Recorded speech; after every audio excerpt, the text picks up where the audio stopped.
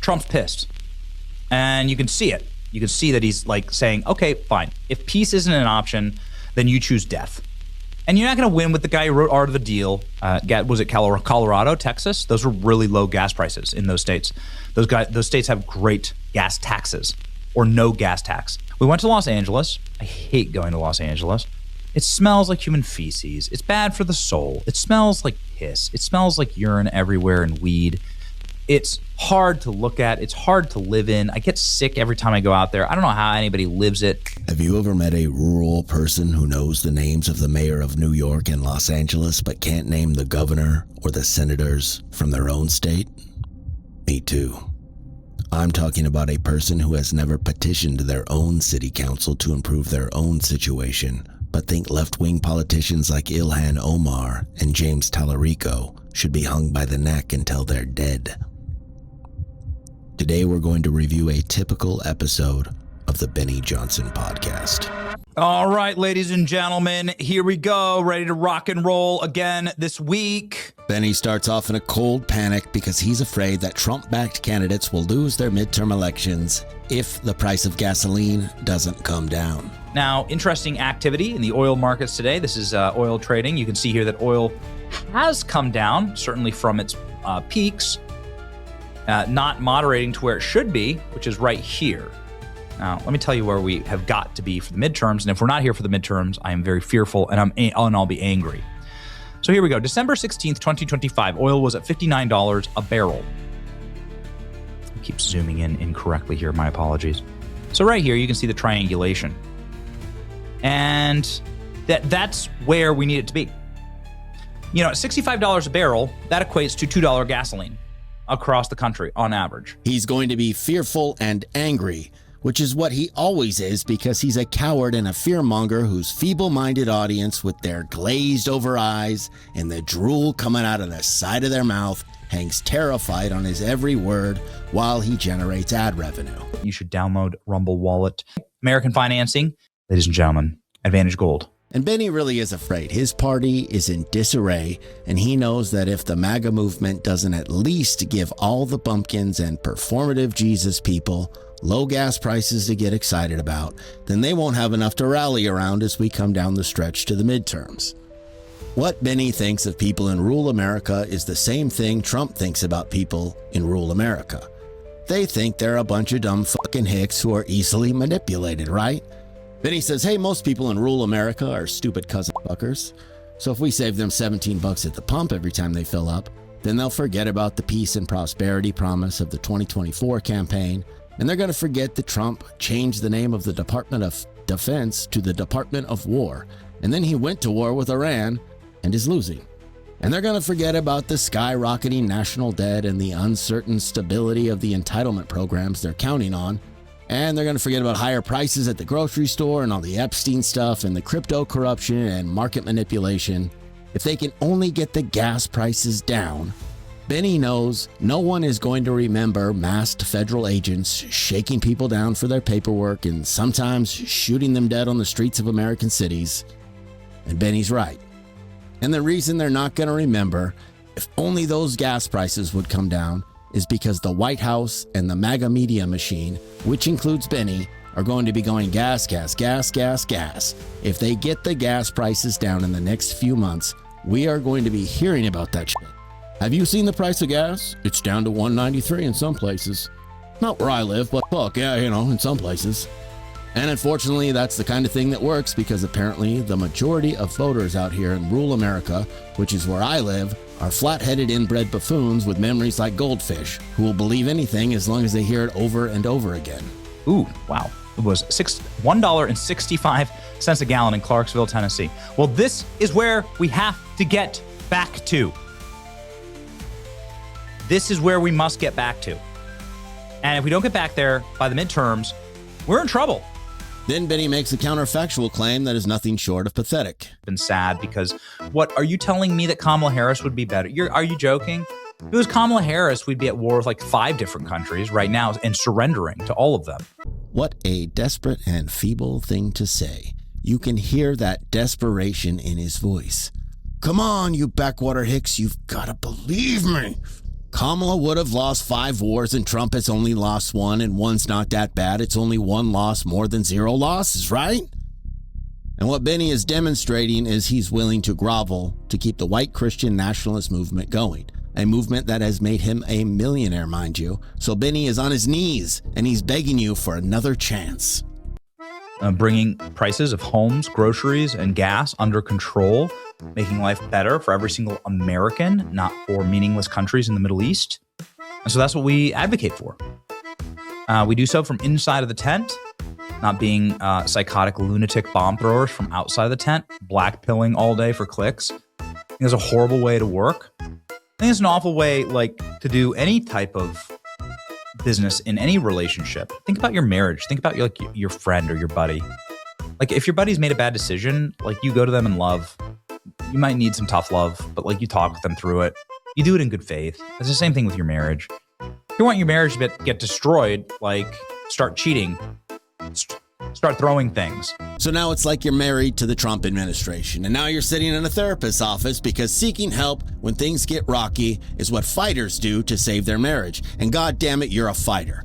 And now it's your turn to talk, and you're telling the therapist when Donald first slipped that ring on your finger, he promised to drain the swamp and to arrest the ring of rich and powerful pedophiles.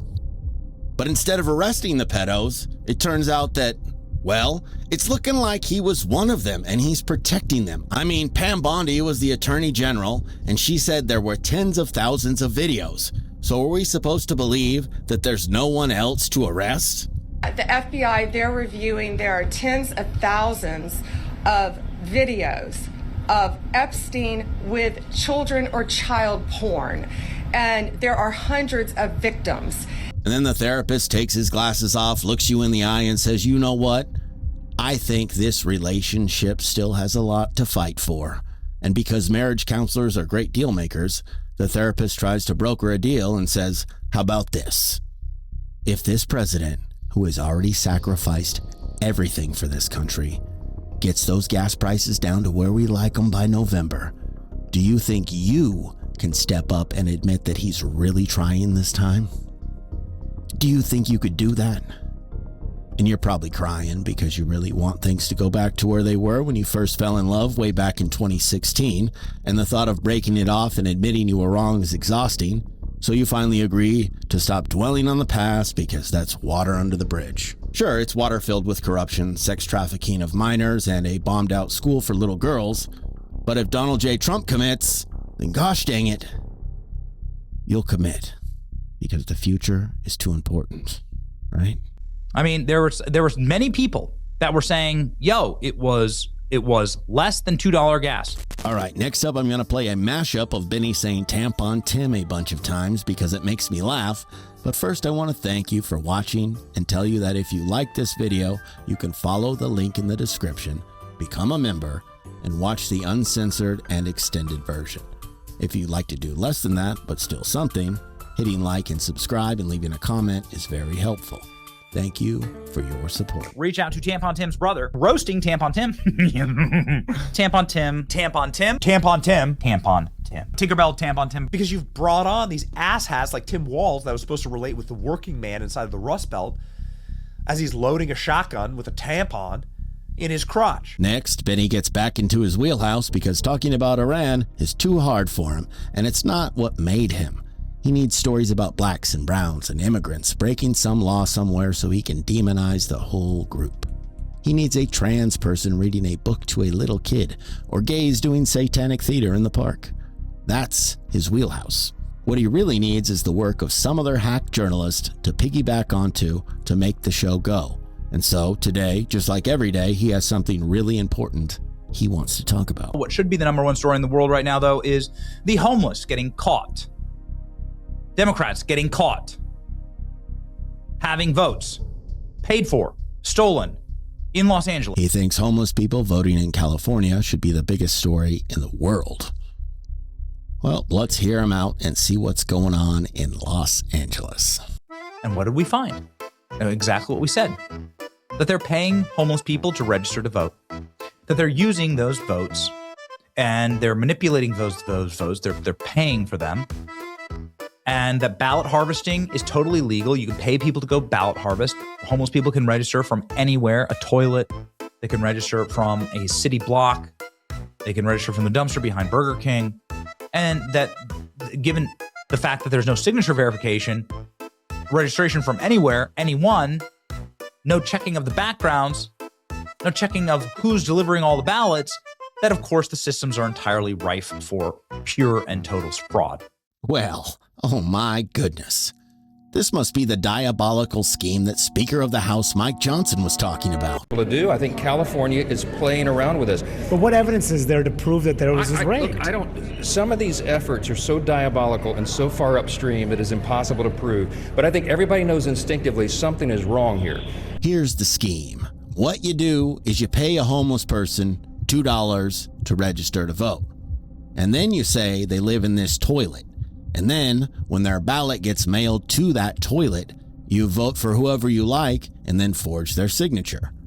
Not the most diabolical thing I've ever heard of, but definitely illegal. Let's hear the facts.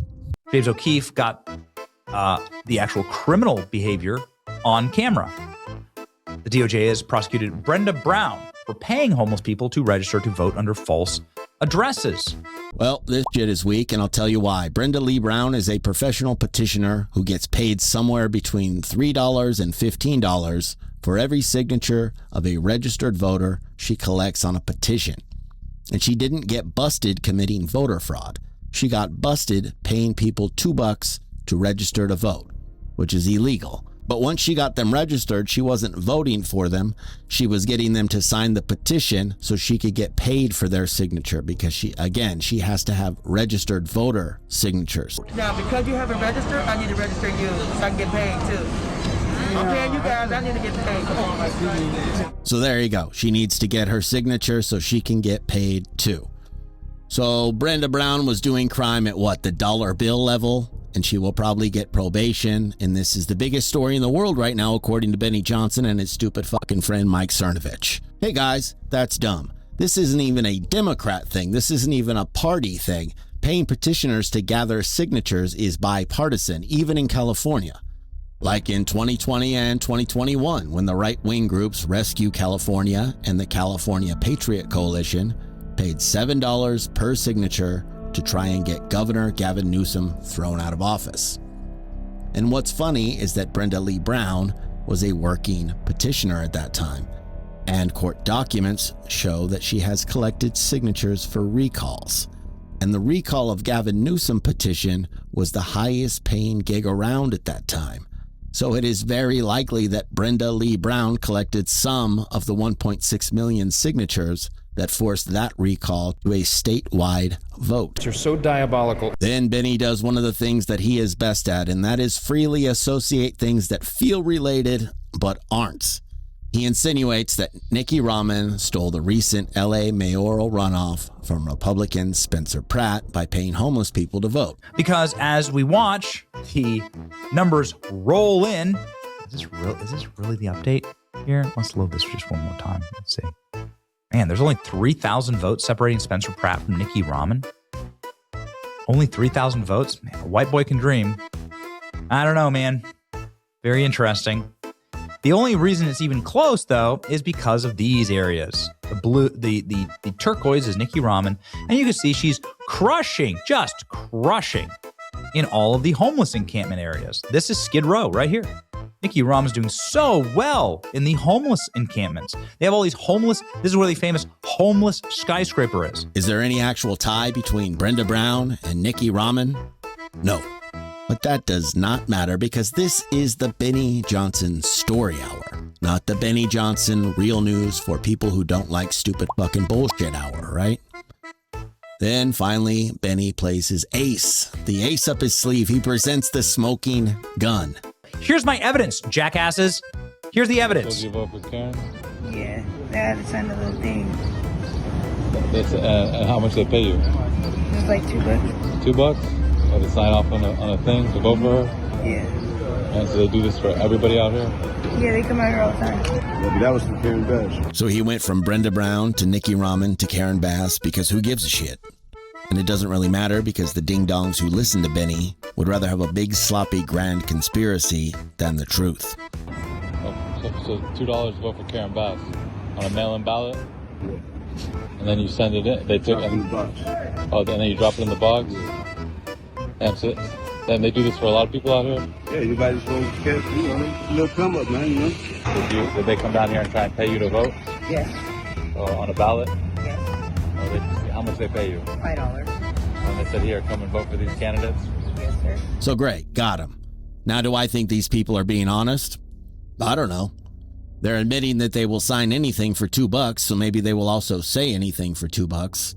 And maybe they don't understand the question. Plus, this lady looks like she's being coached. But if they're guilty, whatever, figure it out. Find their ballot, see if they really signed it, do a signature comparison or whatever. I don't give a fucking rip. But what I can believe, and what I do think, is that even though this is a lot of legwork to scrounge up a couple hundred votes, I can believe that some votes are stolen in this way. But what I also think is that if one campaign is paying the homeless to vote, then all the campaigns are likely paying the homeless people to vote, because politics is cutthroat and no one has any sympathy for the big fat loser who took the high ground. So if this is going on and at a level that matters, Spencer Pratt's people were also doing it, or they're a bunch of big fat fucking loser idiots. But honestly, I don't really give a fuck because I don't live in LA. But let's look at what Benny is doing here. You're telling me these are his star witnesses? Benny Johnson has a long-standing track record showing he clearly hates blacks and he hates the homeless and he really hates the homeless blacks. But when they say something that helps him prove his point, he believes every word? Come on. Even though these are his star witnesses, like I said, listen to how he talks about them. You will sell your kingdom. Sell your kingdom for $2 piss-soaked, homeless junkie votes. They're just a bunch of piss-soaked, homeless junkies and I hate them. Which I believe is like a paraphrased Bible verse. If Jesus hadn't been crucified, he was going to round up all the piss-stained homeless and throw them off a cliff or something, I think. But anyways, do you see what he's doing here? Who gives a flying fuck about fucking Iran, right? Sure, it seems like we've lost and now they're going to have more money than ever to arm their terrorist proxies. And please, would you stop thinking about the Lolita Express and the birthday card with the drawing of a naked 15-year-old who's been amputated and the 20-year friendship he had with Jeffrey Epstein? And sure, Trump wished Ghislaine Maxwell all the best when she got arrested. But I mean, what do you expect? He bought his wife from her. Plus, Pam Bondi already took the goddamn fall for this, so would you guys just shut up? Oh, and what, you want to talk about tariffs? Yeah, the tariffs didn't work. Prices are higher than ever and working class people are drowning in credit card debt. But don't you get it, you dumb hick? There are drug addicts and mentally ill people living on the streets of LA, and now parts of the city smell like piss and weed. And the mayor of LA and the governor of California, they don't have a fucking clue what they're going to do about it. And did you forget that some Somalis might be committing daycare fraud in Minneapolis? I mean, Benny doesn't care that you don't live in those places and that's not really your fucking problem, but he says they are your fucking problem because these are federal problems. And federal problems are your problems. Do you even realize it's still possible for a person who was born with nuts to win a gold medal in a women's division in some states? You want to come at this administration with your worries about affordability and Social Security and AI and robotics and the future labor market that your grandkids are going to inherit when there might be a chick with a dick getting ready to win the 800 meters at a junior college track meet in Oregon? Shut the fuck up and enjoy your cheap gas, you ungrateful peasant. I don't know. I haven't really been following it too much. I just wish her well, frankly. I've met her numerous times over the years, especially since I lived in Palm Beach, and I guess they lived in Palm Beach. But I wish her well, whatever it is. Benny Johnson is a white power skunk piece of shit who is scared of anyone who's not a white Christian Westerner like him. And he's also a stupid fuck who thinks demonstrable means a whole heck of a lot. Geez, gee whiz. That's a big old number. That's a demonstrable number. Various coalitions coming together to win and win demonstrably on election night, all 7 swing states and so on. What a fucking idiot. Well, that's it. Please like, subscribe, and leave a comment. My name is Greb Kared, your ally in the fight against disinformation.